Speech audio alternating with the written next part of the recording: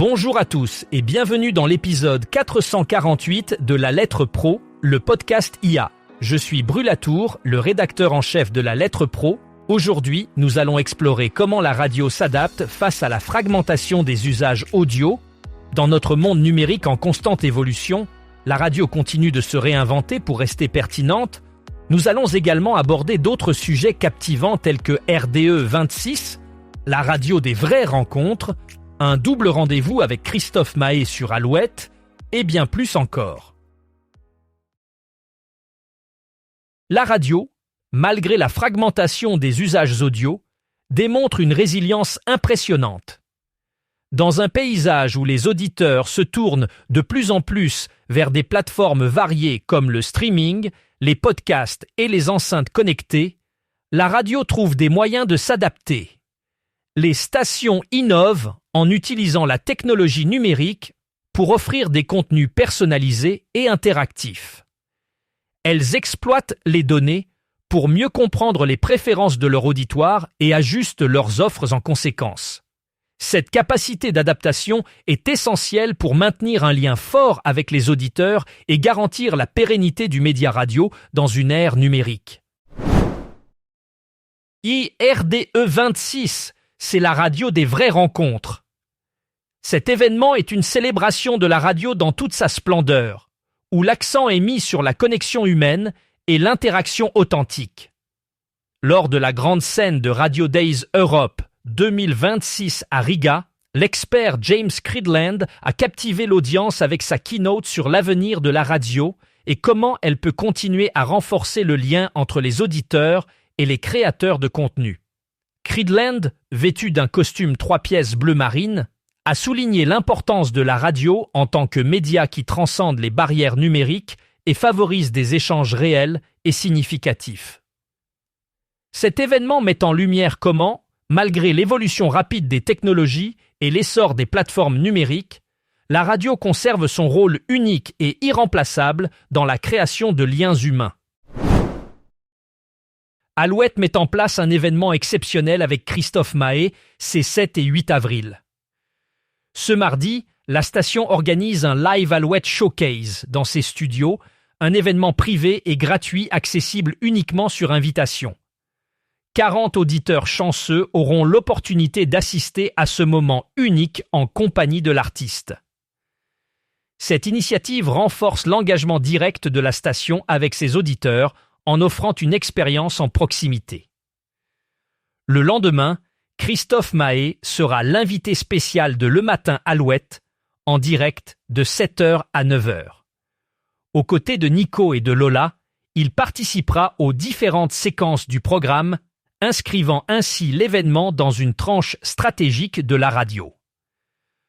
Pour prolonger l'expérience, les meilleurs moments seront diffusés en direct sur les réseaux sociaux d'Alouette et disponibles en replay sur leur site internet, permettant ainsi d'élargir l'accès à cet événement exclusif. La publicité audio rencontre un défi majeur, surnommé le Fosbury Flop de la vente radio.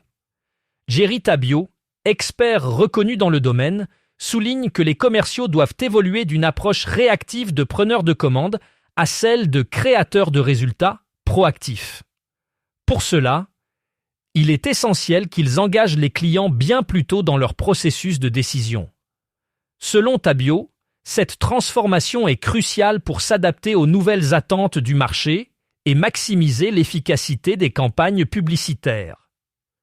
Les radios doivent donc réinventer leur manière de vendre la publicité en se concentrant sur la création de valeur et en exploitant pleinement les données disponibles. Ce changement de paradigme est nécessaire pour que la radio reste compétitive face aux autres plateformes numériques qui captent de plus en plus l'attention des annonceurs. La lettre pro de la radio, l'hebdo numéro 202, vient de paraître et elle met en lumière les dynamiques actuelles dans l'écosystème radio et audio digital. Ce numéro explore les enjeux de distribution dans les environnements connectés et l'évolution des modèles économiques du podcast. Un des points forts est l'intégration du bouton radio sur l'écran tactile du SUV électrique Xpeng G6, grâce à Radio Player France, illustrant l'importance de maintenir la radio accessible dans les interfaces numériques. Arthur Soria, cofondateur de l'ACM, propose un modèle de podcast basé sur la création d'expériences plutôt que sur la publicité traditionnelle, en soutenant des marques et des podcasteurs indépendants. Ce numéro 202 offre également une playlist éditoriale, les chiffres clés de la semaine et des études audio, fournissant ainsi un aperçu des transformations en cours dans l'industrie radio et podcast. Mathis Lang a été désigné lauréat 2026 de la bourse Dumas décernée par RTL. Il s'est distingué grâce à un reportage captivant sur le succès croissant des écoles privées, réalisé dans une école de commerce à Paris. Ce travail met en lumière les raisons pour lesquelles ces établissements gagnent en popularité, notamment par leur flexibilité et leur capacité à s'adapter aux besoins des étudiants modernes. Le reportage de Lang a su capter l'attention du jury par sa profondeur d'analyse et sa pertinence dans le contexte éducatif actuel. En recevant cette bourse, Mathis Lang se voit offrir une opportunité unique de développer davantage ses compétences journalistiques et de poursuivre des projets ambitieux. Ce prix souligne l'engagement de RTL à soutenir les jeunes talents et à encourager l'excellence dans le domaine du journalisme. La fête de la radio 2026 aura lieu les jeudis 4 et vendredi 5 juin, offrant une occasion unique de rassembler les acteurs de la radio et de l'audio digital autour des différents usages, de la diffusion et des formats audio. En amont, l'association organisera son assemblée générale ordinaire le vendredi 17 avril à 11h, réservée aux membres à jour de leur cotisation. Cette réunion se déroulera en ligne et abordera des sujets tels que la situation morale et financière de l'association, le renouvellement du bureau et la fête de la radio 2026. L'événement vise à fédérer professionnels et publics en permettant à chaque radio ou acteur de l'industrie d'organiser librement des événements. Supervisée par l'Autorité de régulation de la communication audiovisuelle et numérique, la fête de la radio s'affirme comme un rendez-vous annuel incontournable, alliant diffusion linéaire et usage numérique pour célébrer et promouvoir le média radio. Régis Verbiguier, directeur général de Radio Player France, a récemment pris la parole pour souligner le retour en force de la radio dans l'écosystème des médias.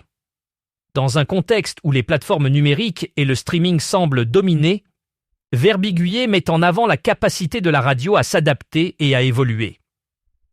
Il a détaillé comment Radio Player France travaille à intégrer la radio dans les nouveaux systèmes embarqués des voitures, rendant l'accès aux stations encore plus fluide pour les auditeurs en déplacement.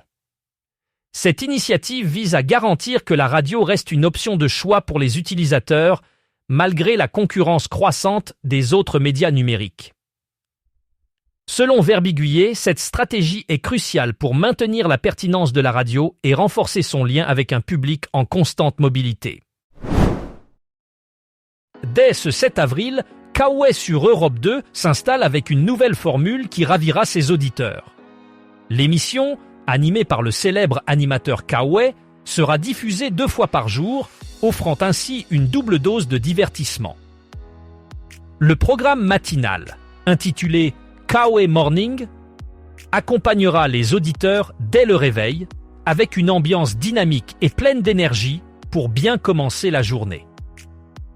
Dans l'après-midi, Kawe après-midi permettra de retrouver l'animateur pour un moment de détente et de rire, parfait pour décompresser.